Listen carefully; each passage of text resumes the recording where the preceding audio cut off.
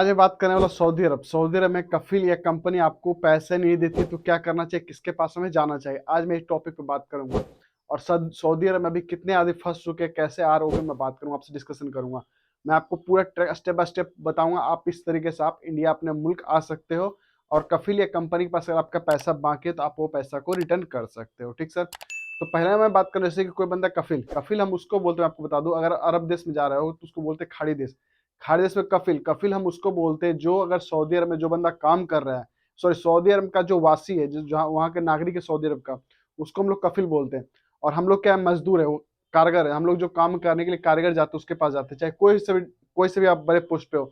हम लोग मजदूर से लेवल से ही जाते हैं वहां पर उसके पास काम करने के लिए। हम अरब देश जैसे कि जाते हैं काम करने के बाद हमारी सैलरी कंपनी नहीं देती है, कफील हमारा पैसा नहीं, तो हम क्या करें, किसके पास जाए, हमें तो कोई जानता नहीं है। उसका एक सॉल्यूशन ये है, ह्यूमन रिसर्च डेवलपमेंट जो जो अपने सऊदी गवर्नमेंट की साइड है।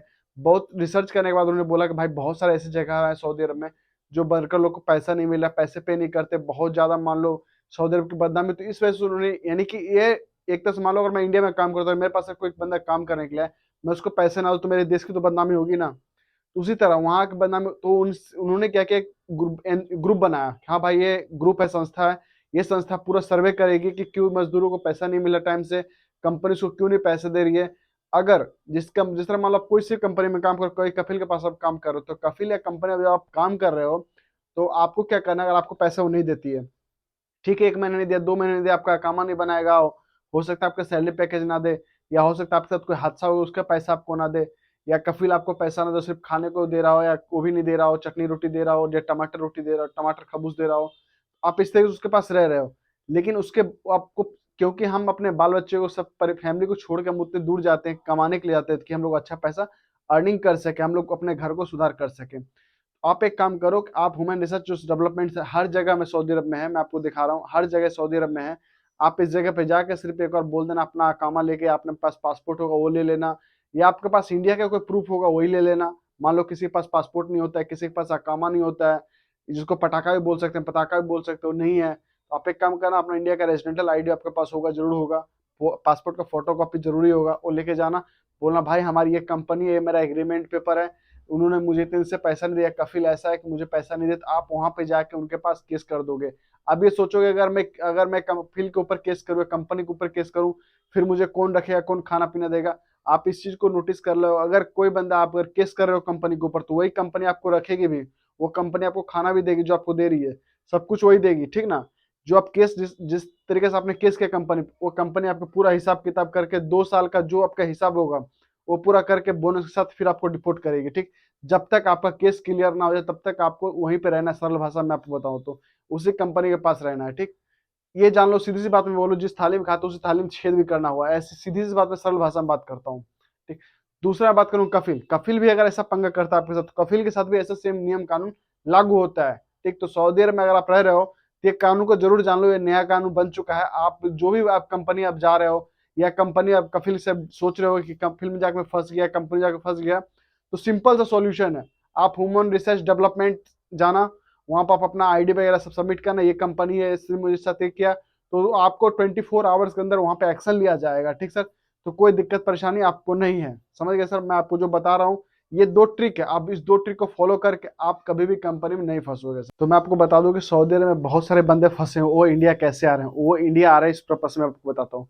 आप अपना अकामा पासपोर्ट इंडिया का हो वो, या आधार कार्ड आपके पास हो, आप अपने फोन से ही एग्जिट पेपर का ऑनलाइन कर देना, जो कि मैं डिस्क्रिप्शन लिंक डाल दूंगा। एग्जिट पेपर का ऑनलाइन होता है, आप अपने फोन से ही कर सकते हो, विदाउट वीपीएन का। वीपीएन यूज मत करना, क्योंकि सऊदी अरब में बहुत सारे लोग वीपीएन यूज कर रहे हैं।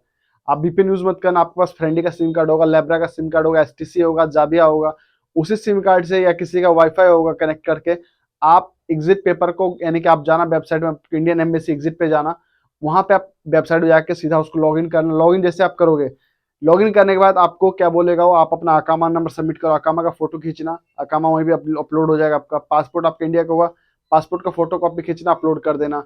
अगर आपका पासपोर्ट नहीं है तो वहाँ पे एस या नो का ऑप्शन भी आता है, एस या नो कर देना, नो मेरे पास पासपोर्ट नहीं है, तो आप एग्जिट पेपर उस तरीके से आप ऑनलाइन कर देना। आप किस जगह रह रहे हो वो जगह डाल देना, आपका बिहार या गाँव में कहीं के भी स्टेट का हो, जो आपका पासपोर्ट का एड्रेस हो वो पासपोर्ट का एड्रेस डाल देना, अपने गाँव का नंबर डाल देना, कॉन्टैक्ट नंबर, सऊदी का कॉन्टैक्ट नंबर डाल देना।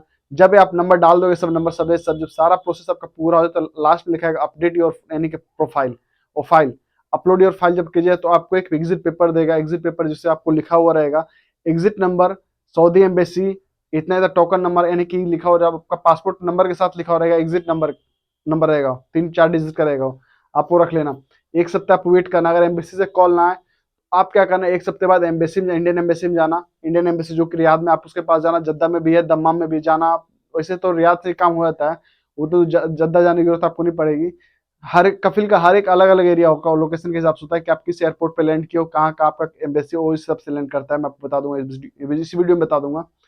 इंडियन एम्बेसी रियाद में जाना, सर बोलना सर ऐसी से बात है, आप क्या बोल रहे हो, तो वो आपको बोलेगा 2-4-10 दिन रुक जाओ, तो आप उसको बोलो सर टिकट मैं खुद से लूंगा, आप उसको बोलो सर टिकट मैं खुद से लूंगा, आप मेरा एग्जिट बस लगा दो सर, और मुझे कोई दिक्कत नहीं है, आप मेरा बस एग्जिट लगा दो। वो क्या करेगा, ठीक है आप टिकट का अगर पैसा दे रहे हो तो ठीक है, वो बोलेगा आप अगले सप्ताह 2 दिन 3 दिन रुक के आओ, तो 2-3 दिन रुक के आप जाना उसके पास, आप अपना अकामा जमा करना, आपका फिंगर होगा, 10 उंगली का फिंगर होगा। फिंगर लेने के बाद आपको बोलेगा जाओ जावाजात, जावाजात मतलब होता है पुलिस स्टेशन। आप जाना जावाजात में जाकर अपना बोलना, आप जाना उसके पास, बोलना सर मुझे फिंगर देना है या मेरा हो चुका है, आपको एक फतुरा लिख के देगा, पेपर लिख के देगा इंडियन एम्बेसी, आप इस जगह पे जाओ, आप अपना मोहर मार के देगा पेपर पे। तो आप जब वहां पे जाओगे आपको जो वो पेपर देगा, पेपर जब आप सबमिट करोगे उसको, तो जब जाओ तो फिंगर मारो तो आपको एग्जिट पेपर वहां से मिल जाएगा। आपका इस पे टोटल खर्चा मेरे हिसाब से सब दौड़ धूप के टोटल 200 रियाल खर्च होगा। टैक्सी भाड़ा लेके सब कुछ भाड़ा लेके मैंने बताया आपको 200 रियाल खर्च होगा, यानी कि कम पैसे में आप आ सकते हो। लेकिन टिकट आपका खुद का होना चाहिए। जो भाई सोचते हो मैं जेल से जाऊंगा, तो आप जेल से भी जा सकते हो, जेल से जाने में कोई दिक्कत परेशानी नहीं है, जेल से आप जाओ कोई दिक्कत नहीं है। सुरता आपको पकड़ेगा, बता मार्केट में मैं देखता था, बता मार्केट में बहुत को दिखता था, सुरता वाला आता था, क्या करते थे बहुत सारे लोग लाइन में बैठ जाते थे, सुरता वाला आता था गाड़ी से उठाता लेके चला जाता था जेल, जेल से फिर उनको इंडिया डिपोर्ट कर दिया जाता था। या बता मार्केट में मैंने बहुत सारे लोगों को देखा पकड़ते हुए सुरता को, जिनके पास अकामा नहीं था, जो खली बली में थे उनको आईडी पकड़ता था, या जिनको घर जाने की तलब होती थी तो सीधा जाते थे बता में क्या, उनको सुरता वाले ने पकड़ा, बस सीधा उनको जेल में भेज दिया, जदरी जेल, जेल में भेजा उनको, जेल में भेजने के बाद उनको 1 महीने 10 दिन रखा, उसका फ्लाइट उनका वहीं से वहीं हो गया, कहीं दौड़ धूप कुछ करने, बस यही है परेशानी कि जेल के अंदर बहुत मुश्किल होता है लाइफ। तो मैं आपको ये बात बोलूंगा, आप सीधा सरल तरीका मैं आपको बताया हूँ कि आप अपने फोन से एग्जिट लगवा सकते हो, या आप किसी साइबर कैफे पे जाओ, उसको बोलो मुझे एग्जिट पेपर ऑनलाइन कर दे, आप वहां से ऑनलाइन करवा सकते हो। ठीक, मैं आपको जो जो स्टेप फॉलो बता रहा हूँ, स्टेप बस फॉलो करो, आप इंडिया आ जाओगे, खुद ही आ जाओगे, कोई दिक्कत परेशानी आपको नहीं होगी। तो आई होप कि आपको मेरी वीडियो पसंद आई हो, तो चैनल पर नए हो तो सब्सक्राइब जरूर कर लेना, नए हो तो, और पुराने तो इस वीडियो को ज्यादा से ज्यादा शेयर कर देना। तो थैंक यू सो मच दोस्त, मिलता हूँ मैं नेक्स्ट वीडियो में, आज के लिए इतना ही, जय हिंद, वंदे मातरम। तब तक आप सेफ रहो और सुरक्षित रहो।